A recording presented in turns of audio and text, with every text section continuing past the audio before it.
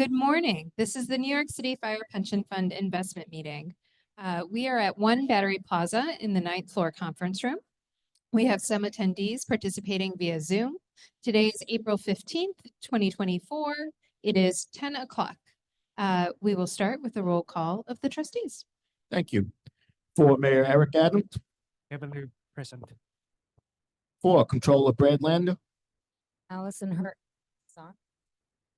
Hello. Okay. Allison Hirsch for Controller Brad Lander and John Dorsa, alternate for control. Very good. For Commissioner. Nadia Fazulina, present. For the UFA, Mr. Andrew Ansborough. Andrew Ansborough, present. Chris Viola with Bobby Eustace, proxy. Present. Mr.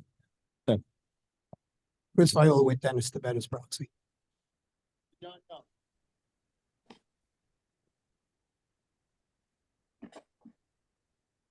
Thanks, John.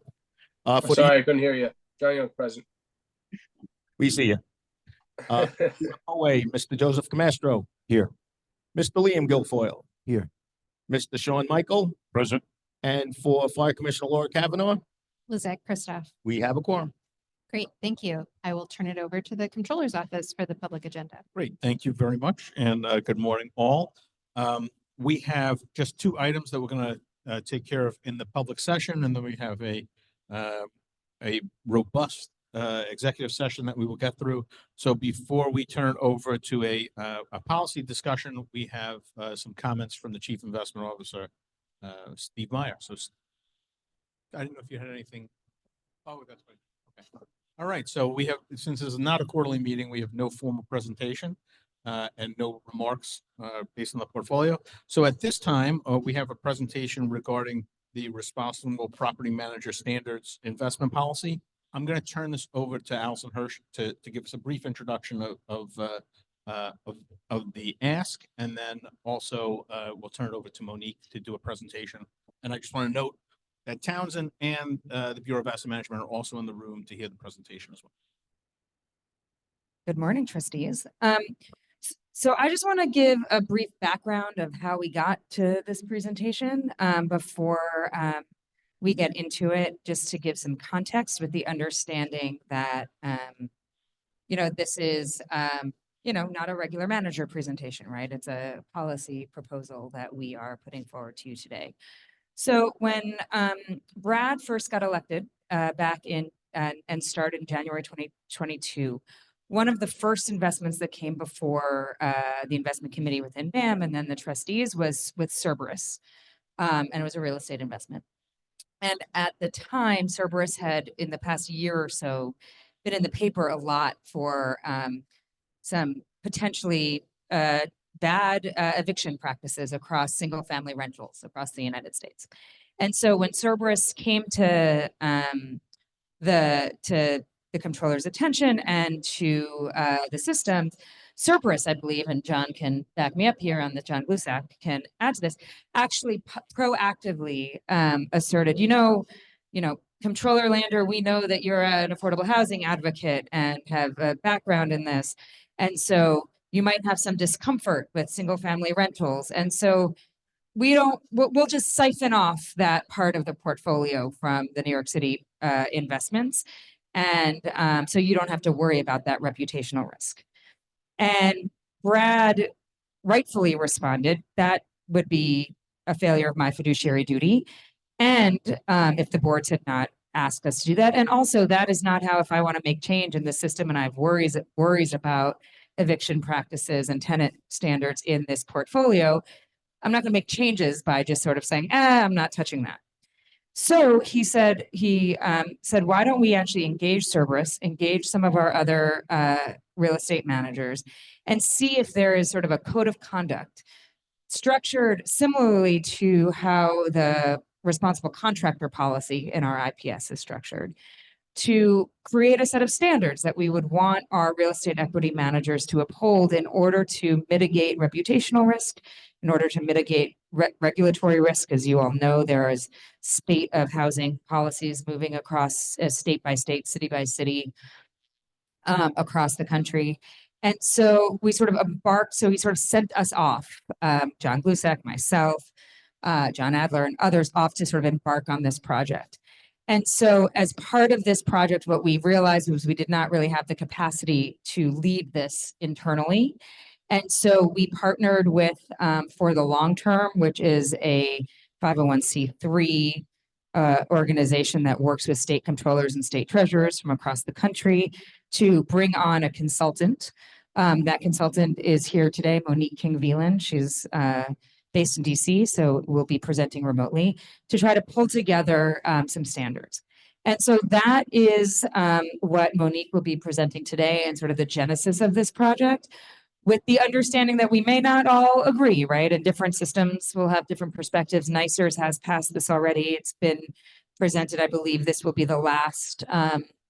We're presenting it again at BRRS on Wednesday, but after this week, it will have been presented and discussions will have began at all 5 systems.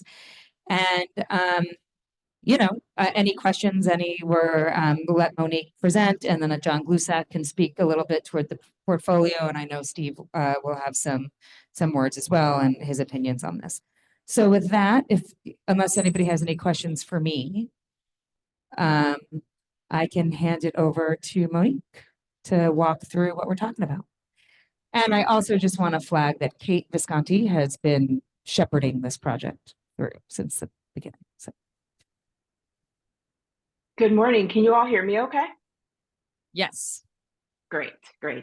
Thank you so much, Allison, for the introduction.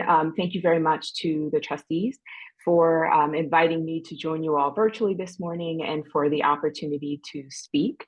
Kate, can you go to the next slide?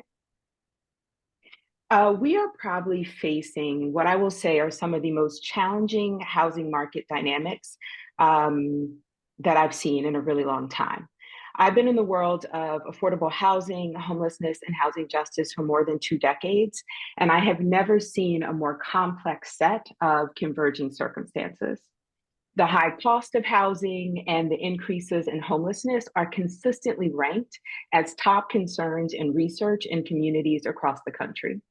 And insufficient supply has exacerbated affordable housing and homelessness challenges. Moreover, the rise of institutional scale single-family rentals has elevated concerns about protecting tenants from abusive practices that increases the rate of housing instability and displacement. The need to address those dynamics really shaped the initial thinking behind this work. The goals of the project are to enhance the long-term sustainability of the residential rental housing market by improving resident stability and well-being, and to increase the social impact of rental housing investments. And in addition to the context that Allison provided and the need to address the dynamics I just mentioned, there's also a strong business case driving this work as well.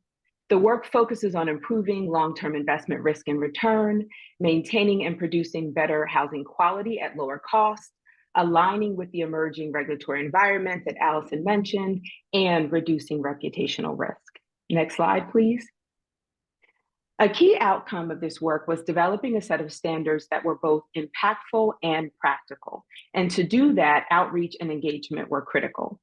Developing consensus among key industry stakeholders on a set of standard tenant protections and supports that could be adopted by diverse industry participants was a key outcome of this work. So we engaged in an extensive stakeholder engagement and outreach process to build the necessary consensus and buy-in, but also to tap into feedback and insights to better position us to build an investment policy that is, again, as much as possible, both practical and impactful. And this graphic just gives you a snapshot of the various stakeholder groups we engaged and continue to engage in this effort. Next slide, please. A core component of the process was sharing of the initial principles, standard and best practices, and the disclosures with asset managers for feedback. Again, because that goal is threading that needle of practicality and impact, it was essential to hold space for the asset managers to provide insights and feedback that helped us to further refine the standards. We hope this approach would also build collective buy-in that would better position the standards for successful implementation.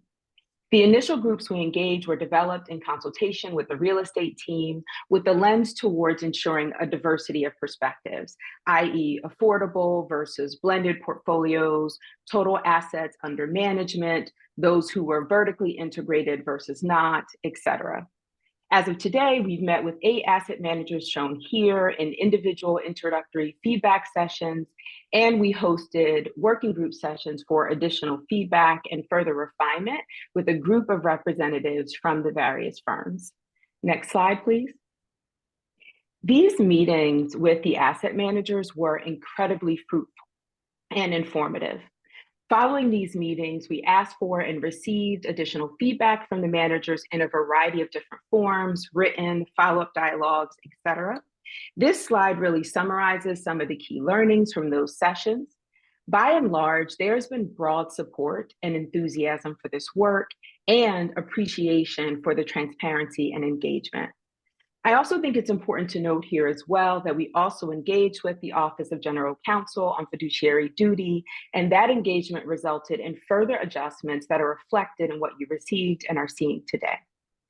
We've learned a lot throughout the process, and we're confident that the insights and feedback we heard helped shape stronger and more impactful standards that are also better positioned for collective buy-in and implementation. Next slide, please. The decision framework for the standards is designed to include specific property management policies and practices. The framework is grounded in research and policy, and as I noted previously, has been developed over almost 2 years at this point in consultation with a variety of stakeholders, including the groups that I mentioned on the previous slides. At the top level, there are overarching principles, and within each principle is a set of practices, standard practices, and in most cases, also best practices. You can think of a standard practice as a common practice or norm commonly used to produce a desired outcome, whereas a best practice is a method or technique that has been generally accepted and proven to be more optimal or designed to produce even more optimal results. Weaved into the principles and practices are a set of public disclosures. The disclosures are intended to enable tenants to make more informed choices, and investors may also use them to compare opportunities, but they would be in addition to any disclosures that might be provided in the normal course of the investor's due diligence. And finally, the standards, principles, practices, and disclosures are the underpinning of the investment policy statement and the IPS details reporting requirements. Next slide. There are 7 principles, and you can see them here. 1 is implement consistent and fair tenant screening and selection practices, offer clear and fair leases and reduce undue burdens of security deposits, maintain safe, quality, accessible housing, foster positive tenant-landlord relations, honor tenants' rights to free speech and free association, optimize tenant stability, and minimize evictions and other negative exits. Underneath the principles are 26 standard practices and 22 best practices. And again, the overarching theme across the principles, standard and best practices and disclosures is the focus on enhancing tenant protections and reducing housing instability. Next slide, please. This is an example of the interconnectivity between the principles and the standards. You'll see here that principle 1 is implement consistent, again, and fair tenant screening and selection practices. Under it, a standard practice under that principle is disclosing all tenant financial obligations, including rent, utility costs, fees, et cetera, at the time of application. And a best practice is offering draft lease terms and other communications in plain language and offer translated copies in multiple languages to non-English speaking tenants. Next slide, please. And again, as I mentioned, the proposed principles and practices are accompanied by a set of public disclosures. The disclosures are designed to create greater transparency, which hopefully empowers tenants and investors to make more informed choices. There are 9 public disclosures, and they are incorporated under the principles with the aligning practices. I'm not going to read them all, but an example here is under Principle 4, fostering positive tenant-landlord relations is publicly disclosing the average time to resolve maintenance requests and property management staff turnover. Next slide, please. As noted on the slide, the Bureau of Asset Management is recommending that Fire adopt the proposed responsible property management standards policy as part of your IPS for real estate. The form and applicability, as Allison mentioned earlier, of the responsible property management policy is modeled after the responsible contractor policy that has been in place for many years. And if approved, BAM will implement the policy on behalf of the board for all prospective private real estate equity funds as soon as practically feasible. Next slide, please. So I've talked a lot. I'm now going to stop here. Thank you very much for your time, for your patience, and your consideration. And with that, I and the BAM team can take any questions. And I believe John Guzek might have comments. Thank you. So thank you, Monique, for that presentation. I'm gonna turn it over to John Gluzak, who has some insights, having actually spoken to some of the investment managers on our portfolio. So I think that would be helpful to kind of frame the discussion a little bit. So John, I'll turn it. Good morning. So this was a long project. It took, close to a year and a half, and you can see some of the managers that were up there. And what we tried to do is I tried to get a good cross sample of managers that were both large cap, small cap, mid cap, did internal property management, did external property management. Some were specialists in affordable housing. Others were specialists in core investments. Others were specialists in non-core investments. We also got on the phone with their property managers and with their leasing agents, which is important because you just don't want the, executive part or executive branch of the organization to say, yeah, we'll do this. And when it gets to implementation, they really can't do it. So it was important to have those folks on the phone as well. This is not going to preclude you from investing in multifamily. It was incredibly important that, we did that. It will become, if you decide to agree on it, would become part of your side letter, and it would work in a similar way that RCP works. You know that we've been trying to increase your multifamily concentration for quite a while now.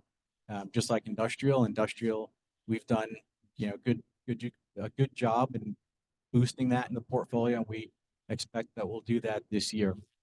We actually have two multifamily dedicated investment managers that we'll be bringing to you later in the year. So I think that's pretty much a good background from my standpoint and the work process that we did. And certainly happy to take any questions or have Steve give Townsend's view. Yes, we respectfully disagree.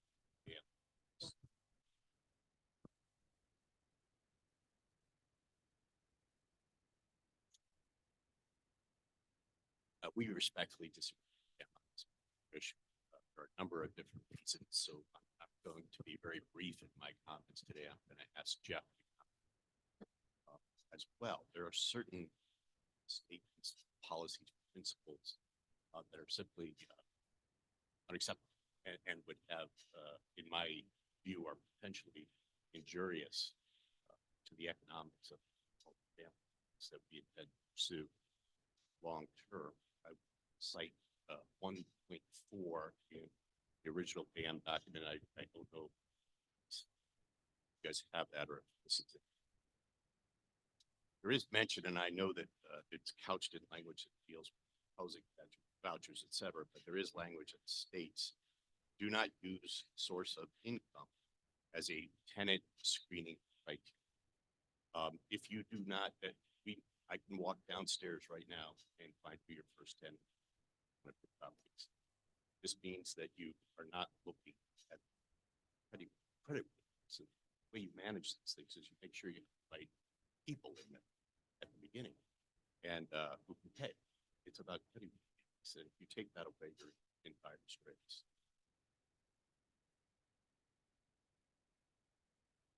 Can I finish?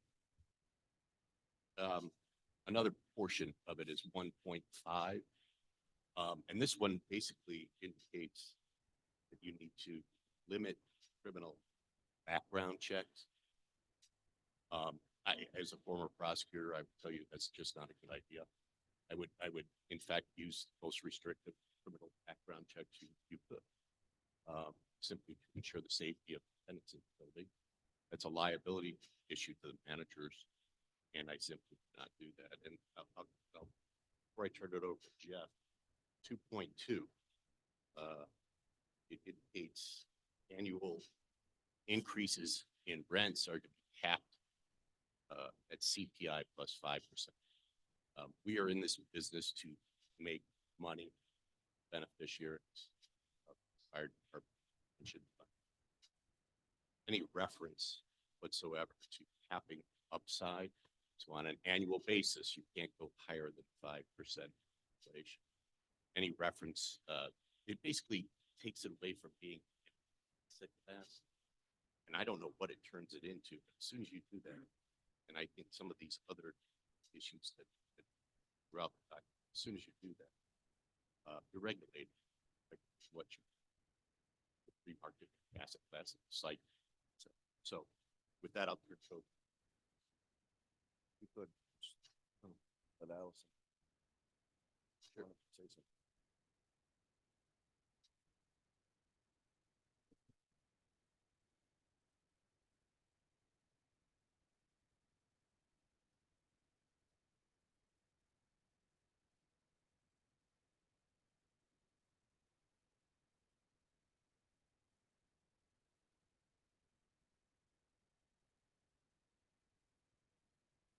Allison, we can't hear you online.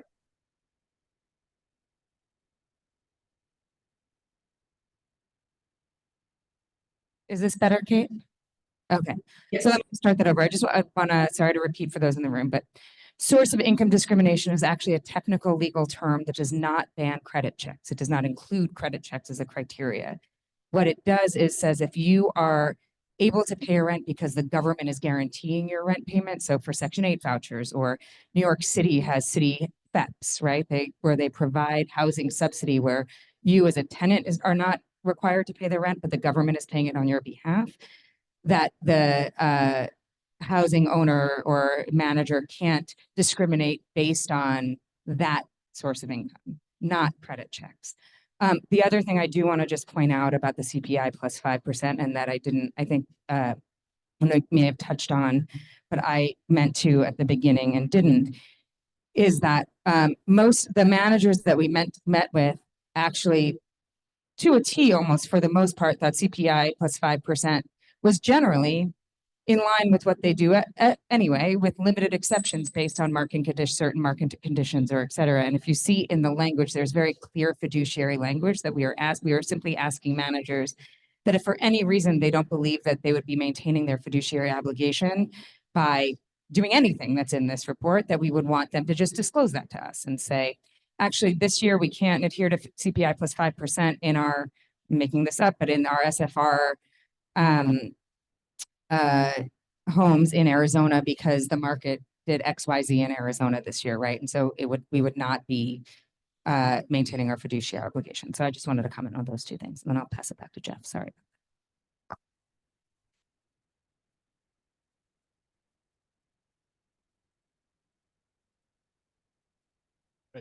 Good morning. The fund has a robust multifamily portfolio. Family alone makes about 20% of the real estate program and is well diversified by geography, by subtype, high rise, mid outer rings, Burnside, additionally, the residential portfolio well diversified. Collectively, we have only brought measures to the patient, include water.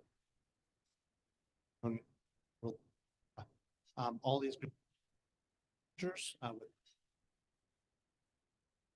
in capital, long run. Even that, so I call a well lead.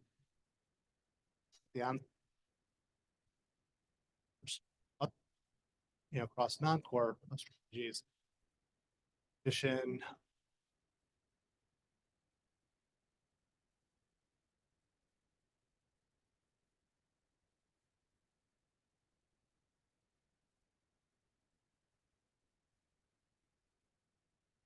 to be able to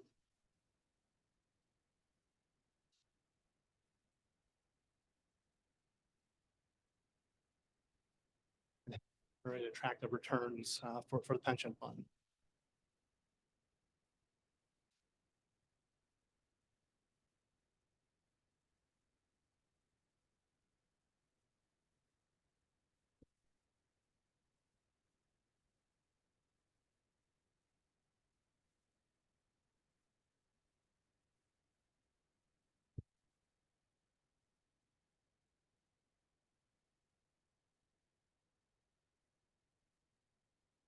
Eviction rates.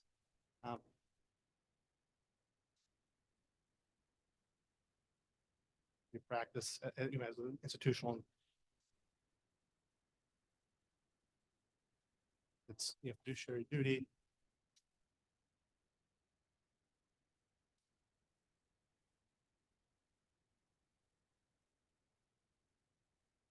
No, and I just wanted to add, we spoke with all the members too. There's a lot of concern.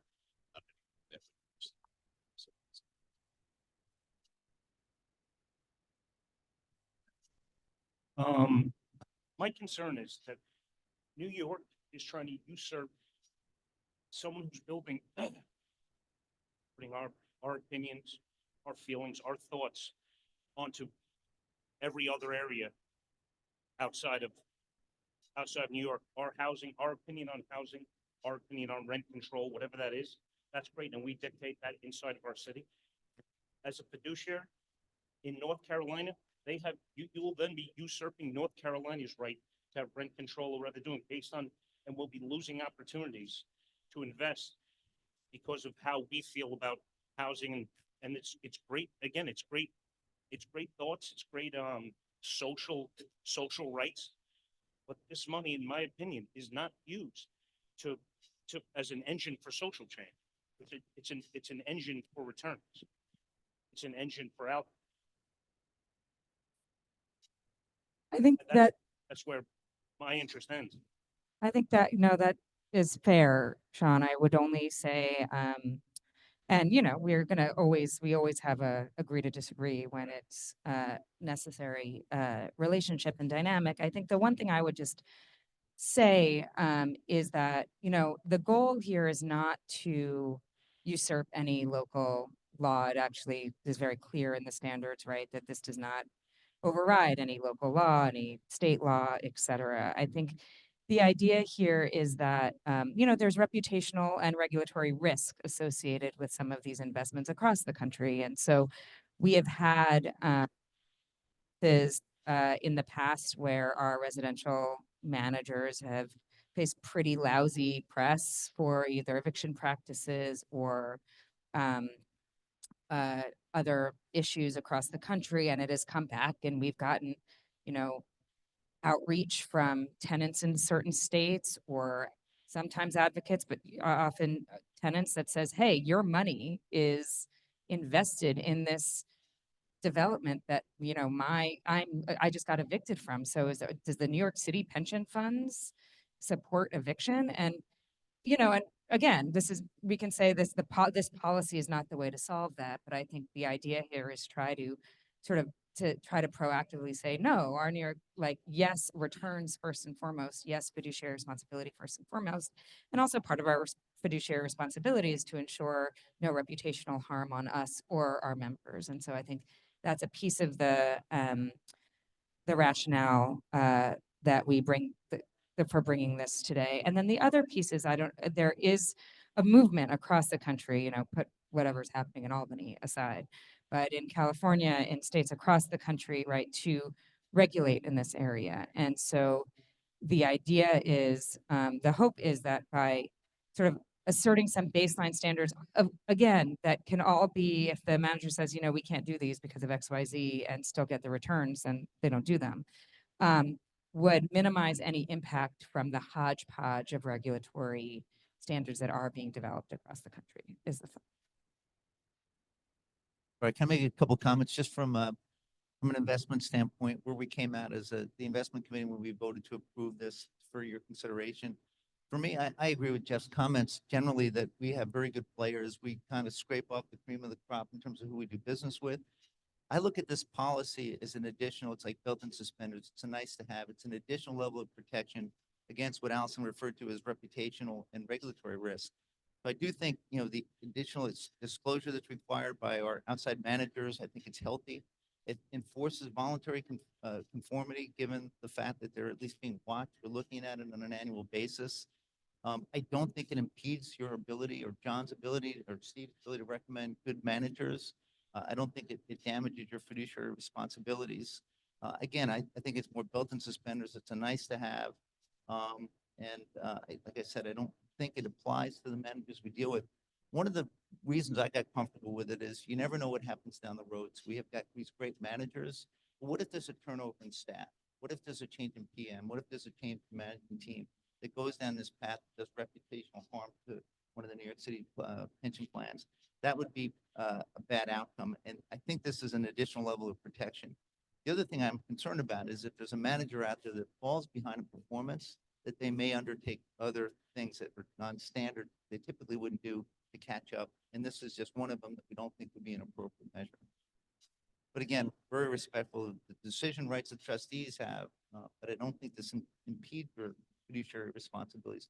John, one last point. I know you made this point when we talked about this.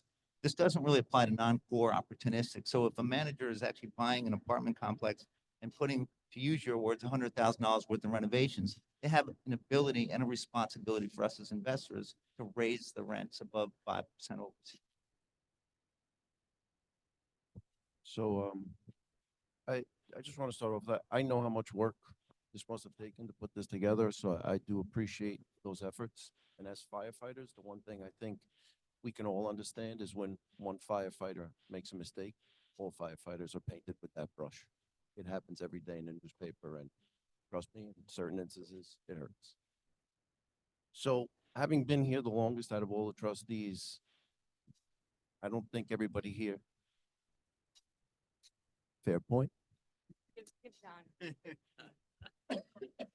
In the past, when politics and fiduciary cross, we lost out on millions of dollars when a law was passed for rent stabilization, which stopped us from allowing 3% for capital improvements. And when you take steps in that direction, much to what you said, Steve, you don't know what happens down the road. And so this comptroller has been as open and honest and fair as could possibly be. And we can't thank him enough for that. His predecessor is not necessarily, and we don't know as fiduciaries who replaces him.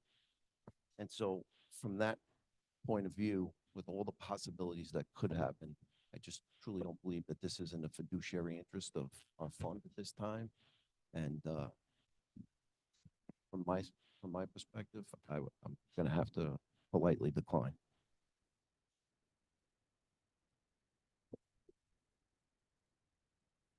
So, if there are no further questions, I think we should discuss this when we come back to the voting. If there's an opportunity to address the additional popped up or pop up throughout the rest of the meeting, we'd be able to address those at next month's meeting rather than vote today if there's outstanding questions. Yeah, I think it's probably more appropriate to seek a table if there are outstanding questions. My hope is that throughout the rest of this meeting, if someone in the executive session says something that sparks a question that how it relates to this, we'd be happy to go back and address those questions. So we should probably handle this when we do the recommendations at the end, but that would be my recommendation is to if there are questions, a table rather than a straight vote today. If there are, no, Steve's not leaving. That's why I'm saying if there are questions that we can't answer, that would be a way for us to just go back and double check something. And by Steve, you mean, well, there's two Steves. So, I know Steve. so yeah. Are we getting thrown out?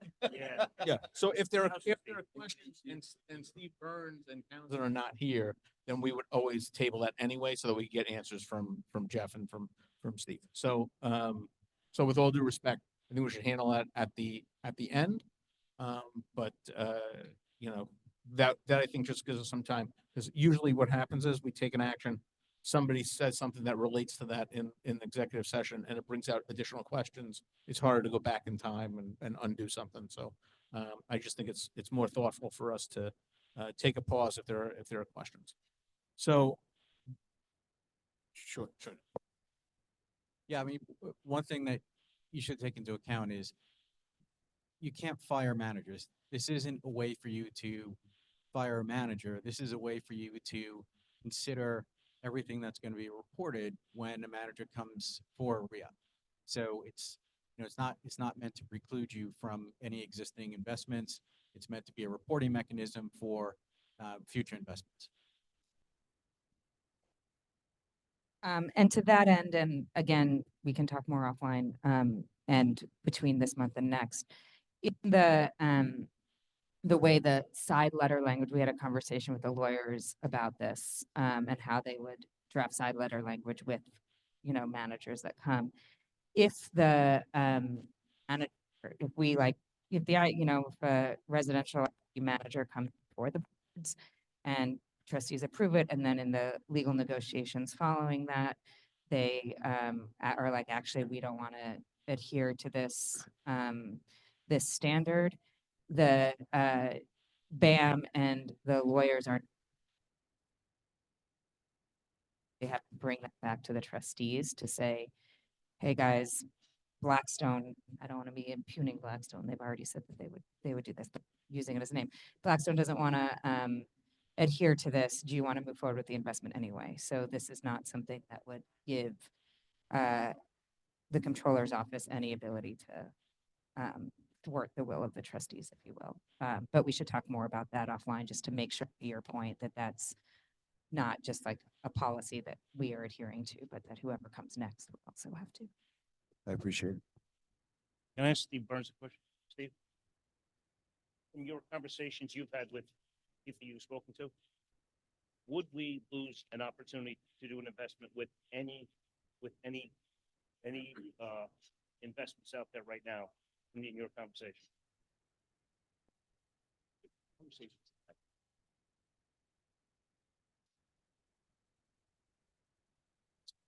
Save my life. Just in case they can't hear you. I focused on the economic impacts with managers, and universally they were concerned to the point where I don't think they would sign.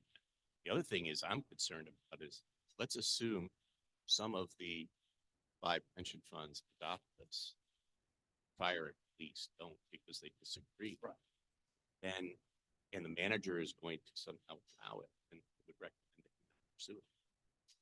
And in fact, I think we had discussions internally about if a department manager were to in any way, shape, put at risk the upside of profit, would we be able to, as a firm, right? That's big to managers, because we've got how many weeks across our 120 clients. We're curbing it at points upside potential. What you might be able to, there's more than one department deal out there at any given time. So, I mean, if some were to adopt and some weren't to adopt, that might be an issue. And then how would we segregate out of the 5 funds if 2 of us said no? How does BAM then process that many more deals that the other 3 want and that we want? It's just, it could become necessary to do that.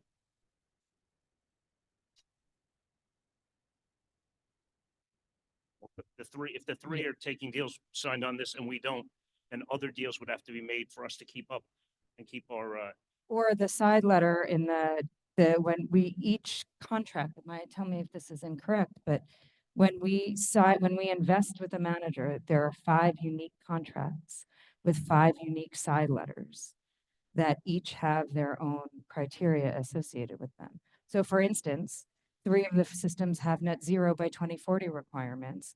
And as part of that have a do not invest in fossil fuel extraction. 2 systems don't. So in the side letters for NYSERS, BRRS, and teachers, there are provisions around investments in new fossil fuel infrastructure, which don't exist in police and fire. So you can have the same overall fund investment and then That happens. There are a ton of ways the IPS statements and policies of the 5 systems differ from one another, and we navigate that now. I don't think this adds But these are anything tangible more than that. assets these are tangible assets that have, if they're housing, if we're doing housing. No, I understand that, but if we're in real estate and we're buying a real estate deal and a third of the deal is under the restrictions and a third isn't, how do they invest? They obviously invest with the most respect. Money, I've been around this industry a long time. Money managers have a lot of clients with a lot of different asks and a lot of different reporting. We're just another client. I mean, I hate to break it down that way. We're just another client or another set of 5 clients with different asks for an investment manager. And I think the whole industry is predicated on large money managers tailoring portfolios and products based on the needs and the desires of their clients, whether it be a side letter, whether it be a prohibition on certain assets. You invest with a ton of investment managers that are exercising investments for portfolios that are much more restrictive than yours, and some that are less restrictive than yours. They make it work. We're not doing business with mom and pop shops that don't have the capability to adjust their investments to clients. If they didn't do that, they won't be an investment manager much longer. John, can I just say, that's exactly right. The level of customization. So for each time we go down the path, let's say we have one manager that's going to manage money for all 5 systems. Each of those 5 systems, fire, for example, has their own contract with its own contractual provisions. There is a high degree of customization enabled on the part of the manager. So if you're worried, Sean, and it's actually a very good point to raise, are you, irrespective of whether you pass this or not, will you be held to these standards if 3 of the other 4 manager pension plans approve it? And I don't think that's the case. That was my concern. Yeah. You wouldn't be held to the same standard. And Allison's absolutely right. We do have fossil fuel carve-outs and other provisions that don't apply to police and fire, for example. Now, just for my own edification, said it, so I have to ask it. Even with these carve-outs, do you believe that there is a concern that we're investing alongside of not just 4 other pension funds, we're investing alongside, we'll say 50 other pension funds in any one given investment? Do these firms take our money and invest it alongside everybody else? Or just, Well, that's another issue you have because. or do they, or do, Partners of. right, do they carve us out specifically within the umbrella of their firm and invest our money somewhat differently under that umbrella? The one that I'm most familiar with, fossil fuel, is the RCP.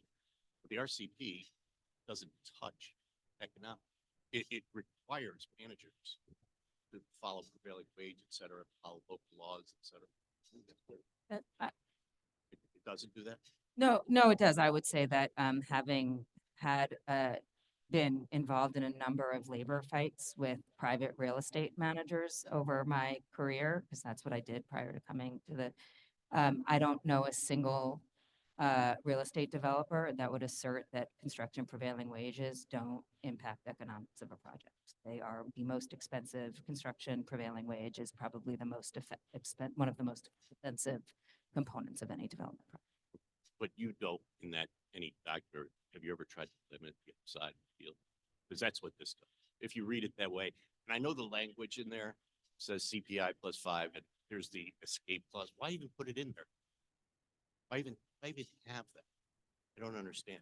Why is it a good thing to decrease the level of diligence of tenants from a criminal standpoint for criminals? Why is that a good idea? I don't know, Monique, you might have more experience on the issue of both the CPI plus 5 and the cost of turnover in apartments and versus stability in tenants and some national data on the criminal background checks. I don't know if you have anything. Yeah, so thank you, Allison. And forgive me, we're still having a little bit of a hard time hearing all of the conversation on Zoom.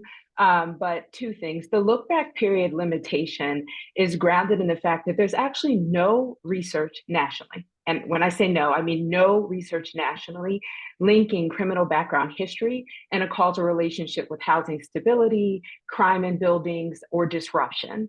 And so the point was to make sure that look back periods at least aligned with common practice and were not more than 10 years. So I just want to say 10 years is a very long period of time. We were looking at things that were targeting 15, 20-year look back periods, which at that point did not make sense. And again, there's no data and research that is grounded that proves any kind of causal relationship between criminal background history and housing stability, disruption, crime in buildings, et cetera. That becomes a major issue because 77 million Americans, so 1 in 3 adults, and I can drop the data point in the chat if that's helpful for you to have the citation. 77 million Americans, 1 in 3 adults, have a criminal record. And so we have to find a place to be able to, when people are coming back in and reintegrating society, to make sure that they're housed properly, to ensure that they get employment and other things that creates and avoids actual recidivism in the system. In terms of the CPS plus 5%, I think that's interesting. We had this conversation with managers, and what we had was a bevy of different opinions. Some managers actually said that they wish they could get CPI plus 5%. And this was not about staving off the ability to achieve returns higher than that. What this was about was making sure that tenants were not facing undue burdens of rent increases so high that were not aligned with actual improvement to the properties or necessity to property care. The last thing I just want to say is we've talked a lot about concerns about fiduciary duty, but the responsible property management standards can also have a positive impact on investor returns. The standards, again, are helping to mitigate risk. They're helping to enhance tenant attraction and retention. They're helping to improve operational efficiency, ensure regulatory compliance, and preserve long-term property value. So there's potential upside there as well that we're not discussing. So those are just the things that I wanted to add to the conversation. Thank you, Allison. This is just my own personal take on this. I've actually owned a couple buildings, had a couple tenants. I truly understand that side of it. And in New York City in particular, the protections that seem to fall on the side of the tenant in many instances. We're seeing in the newspaper squatters' rights. We're seeing people unfortunately getting murdered. I know that that's a small part of this, but it does play into knowing a person's criminal background. It does play into what laws do and don't mean. While I understand this is not a law, we don't know what step this takes us towards something becoming a law, or what thought process that puts in somebody's head, because I don't think anybody saw the tenant right law hurting us at this table, which it did. So again, like, I respect both sides of this. I understand that there are a lot of people out there that need help, and I respect that there are a lot of people out there that are homeless. And I couldn't imagine what it's like to go at nighttime to not know where you're going to put your head. But I have a fiduciary responsibility, and I know that there are people in this room that were on the phone call when we discussed asbestos. As a fireman, believe me, and as a father who deals with that, as having a father who deals with it, I understand the problems with asbestos. As a fiduciary, I signed on to protect the fiduciary responsibilities of this pension fund. And what this might lead to concerns me more than anything else. And that's what, again, I understand how hard people worked on this, and I understand where it comes from is a good place. It concerns me when that crosses fiduciary, and when you cross fiduciary with political, it's just an issue that we deal with here, and very hard for me to cross that line. And specifically, it's on these issues, we are specifically usurping the authority of the regions that they're built.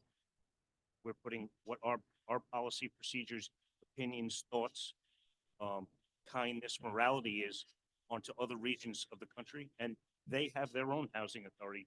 North Carolina, again, part of the region is a lot of the money we're putting into real estate isn't coming to this region, isn't coming to California, is going to areas south where there's booming economies, where they have Well, they'll dictate, their politicians, their people in their economic area will dictate what the rent should be, will dictate, we're saying 10 years for it, maybe they'll say it's 9 years, maybe they'll say it's 11 years for a background check. That they want to clear some, because that's their right to do.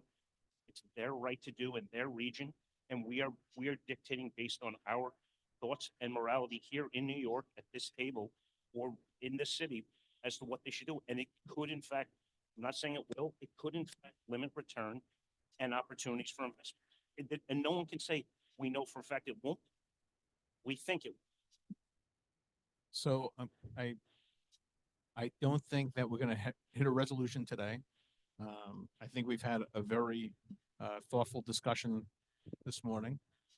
I would recommend that we table it when we get to that portion of the meeting. And if there are outstanding questions that haven't been addressed or that folks have, we take a month to discuss any of that. So I believe that concludes the public agenda. And at that point, at this point, I'd like to make a motion to exit public session and enter into executive session. Second. Any opposed? Hearing none, the motion carries. We should stop the recording.